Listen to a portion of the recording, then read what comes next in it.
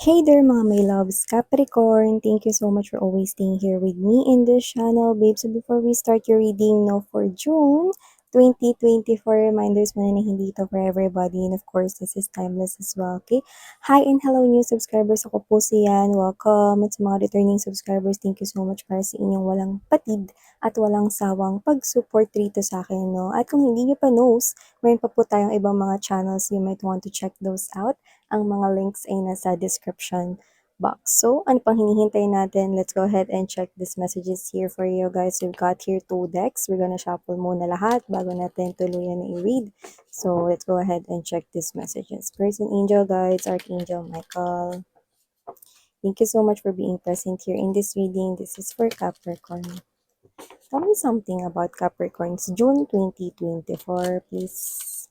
June 2024 po ni Capricorn. Can you please show me June 2024? June 2024. Spirit and Angel Guides. Capricorn. Okay, so let's shuffle this naman.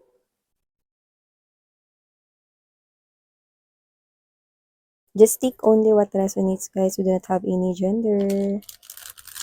Capricorn. Messages for the month of June 2024. Archangel Michael, thank you so much. Spirits and Angel Guides, thank you so much. Capricorn.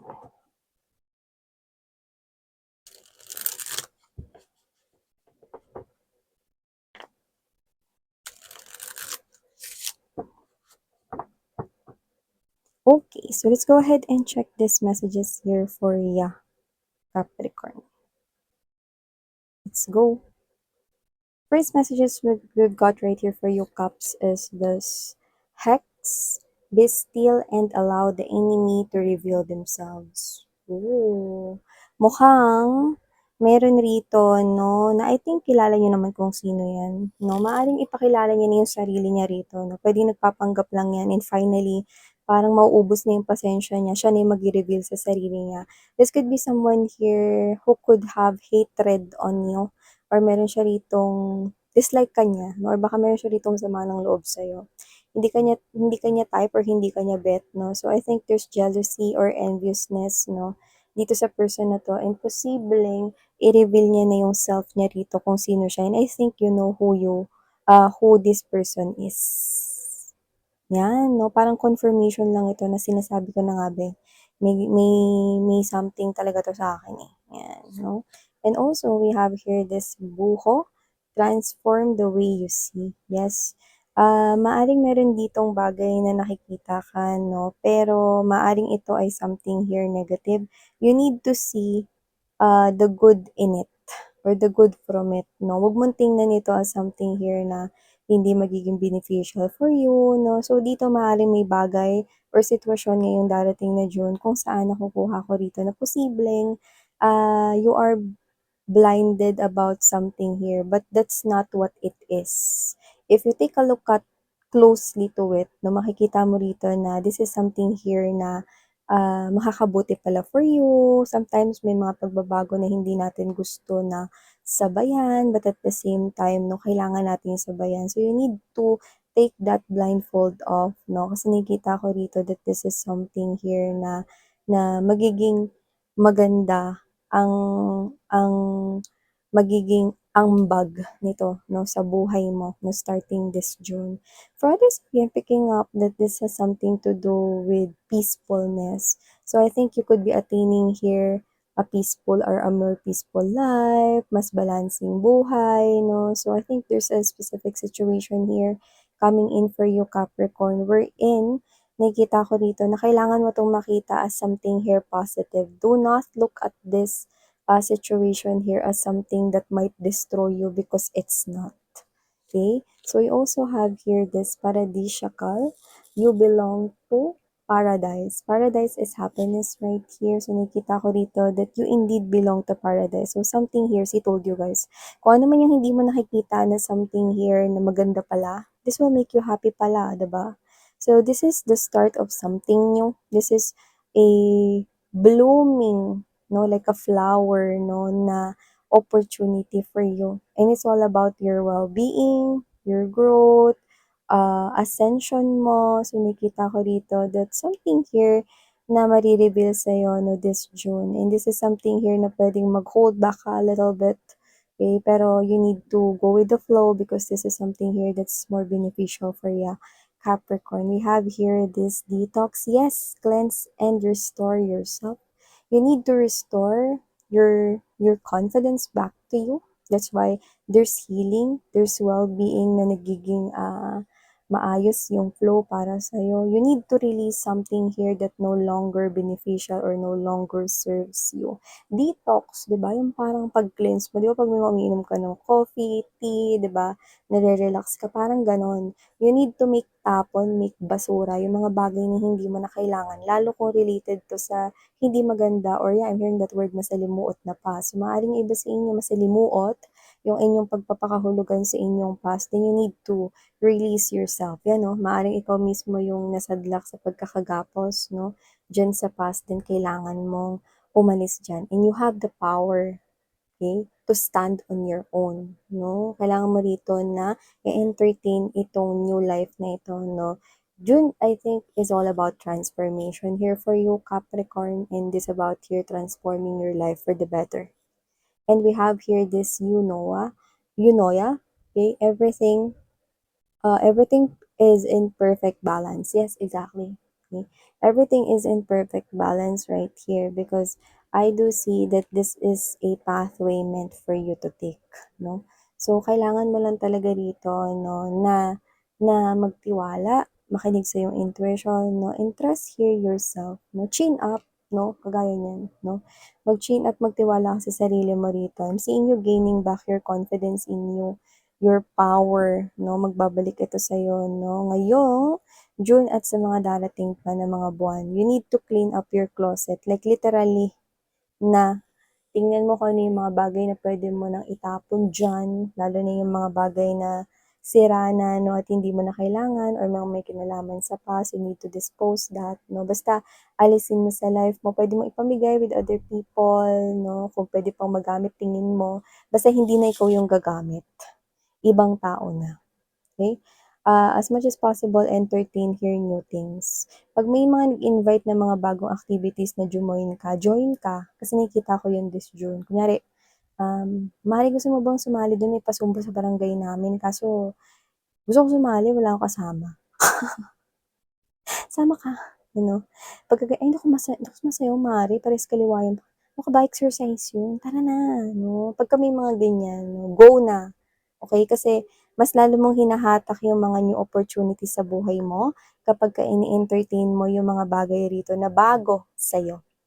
Yan, no? Diba? So, let's make latag wins. We have here this Two of Cups energy. Wedding yung nakita ko dyan. Yeah, someone here with the King of Wands energy. Si King of Wands yung nakita ko dito, pero this is the Four of Wands energy or the Four of Brushes. You know what that means? Someone here will be so attracted to you. Kung saan, this person here is someone na talagang ready kang pakasalan at ready magkaroon ng commitment with you. Yes. Siya yung tipo ng energy na hindi makakatulog ng maayos sa gabi, no? Kung alam niya na nananatili kang single at pagala-gala dyan. Ibig sabihin nun, no, kung nananatili kang single, ibig sabihin pwedeng may mga tao dito magtangka na ligawan or kunin ang puso mo. So, yun yung fear niya, no? So, this is someone here that I think someone that will be willing or ready to marry you. And I think one of the changes rito, no, is about your love life. No, see? You look like you're wearing here a wedding gown. Look at that. It's color white. Eh, at yung tela is parang satin, no? Or yan, na madulas na tela or whatever that is, no? There's a call for celebration. Someone here is willing to marry you. At ito yung klase ng energy, no? Na parang di mapakali, no? Kapag ikaw ay pagala-gala dyan. at nananatiling single 'no, 'yan. So iba naman kung kayo na nitong person na 'tong tinutukoy ko. By the way, this is someone here na may pangarap para sa inyo. May pangarap talaga, hindi yung puro salita lang ha. Kasi nagtatrabaho, nag-iipon talaga. So ito yung klase ng energy 'no na, wala siya ditong kahit na anong pinalalampas. Kung alam niya 'no na ito ay makakadagdag ng ipon niya, then go ahead. Nakikita ko na tumatanggap siya rito ng, one or more na trabaho, ayan 'no. So this could be someone here na talagang magiging successful ang future ninyo, that is the sun 'no, pero mukha siyang bulaklak diyan. So ibig sabihin na maaaring ito yung bulaklak dito 'no, na sinasabi ko sa inyo kanina 'no, wherein there's this something blooming, and I think it is also a message that romance is also blooming in your life. And I do see that for others of you, this could be a marriage or engagement proposal this month of June 2024. And for others of you, this could be someone here entering pa lang ng life mo. Pero nakita na natin agad dito na gusto kanyang pakasalan right away. No, ayaw niya rito magpagala-gala ka lang dyan dahil baka ikaw ay mabingwit ng ibang nilalang, 'di ba? Ayaw niya yun, syempre. Yan. And also, we have here this Three of Pens or the Three of Swords energy. Okay. The Three of Cups is also present here, and the Intuitive or the High Priestess. We also do have here the Nurturer of Mugs or the Queen of Cups energy. And there's this Six of Mugs or the Six of Cups energy. And we have this Eight of Brushes energy. Oh.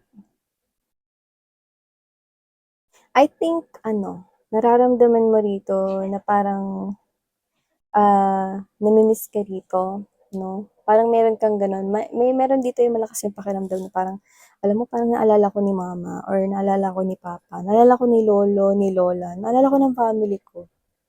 Lalo na 'pag nasa malayo ka, baka nagtatrabaho ka or nagbo-board ka dahil student ka 'no at malayo yung lugar na 'yan sa house ninyo, so you need to board, and then baka yung iba sa inyo you're working abroad or malayo sa family 'no, parang nararamdaman mo na nami-miss ka ng family mo ano, and then right after that 'no, puwedeng ikaw yung tumawag sa kanila 'no, and then they're gonna tell you, "Alam mo tatawagan ka na rin namin, eh, ano, kamusta ka naman diyan?" Gano'n 'no. So whatever the case may be, nakikita ko dito na I think meron dito na parents or family members 'no, na mararamdaman mo na talagang nami-miss mo sila or nami-miss ka nila 'no. Alam mo yung yung iba tawag 'di ba lukso ng dugo 'no, pero dito iba talaga pagka pamilya mo 'no. So nakikita ko rito that someone here will definitely call this June 'no, to tell you that they missed you or to tell you na, "Oh, tatawag kami sa'yo, pero nauna ka ng tumawag." So yeah, if you miss your family, then go give them a call kasi nakikita ko rito na gagawin na rin naman talaga nilang tawagan ka. So, aside from that, nakita ko rin dito 'no, na meron pala ditong friend mo na I think puwedeng yung iba tapos na 'to, pero yung iba mangyayari pa lang. Etong friend mo na 'to, 'yan, nakita ko rito na posibleng nilaglag ka nito 'no, naturingan pa naman na friend kayo 'no, or ang inyong status ay friend kayo. So, puwedeng ito ay tapos na, yung iba hindi pa nangyayari 'to 'no, so you might want to hear this out, okay? Nakikita ko that this friend here, posibleng traidorin ka niya. Okay, dalawa nakukuha ko. One, may situation dito kung saan posibleng inuna niya rito yung sarili niyang kapakanan, 'no, at ayun ay I think pagdating dito sa bagay na love life, puwedeng siya yung third wheel at nalaman mo yon. So yun yung nakita ko rito. Yung iba malalaman niyo na kung sino 'tong friend mo na 'to 'no. And I do pick up that this is someone here, short hair or plano niyang magpa-short ng hair. For some reason may bangs din siya o plano niyang magkaroon ng bangs. Yung bangs niya hindi full bangs, yung parang parang ano, shine-shape yung face 'no, anong tawag dun? Parang wings. So gano'n 'no. So whatever the case may be, anumang klaseng bangs 'yan 'no, pa-bangs pa din 'yan, basta yung shine-shape yung mukha. Nakita ko na itong person na 'to ay akala mo friend kayo 'no, pero isa siya ritong traitor. 'Yan. So puwedeng etong sitwasyon na 'to ay tapos na, kagaya ng posibleng nalaman mo 'no, na yung ipinalit sa'yo ng ex mo, eh, siya pala, 'yan. At yung iba naman 'no, puwedeng kayo 'to na ngayon niyo lang nalaman yun, 'yan, nakikita ko rito.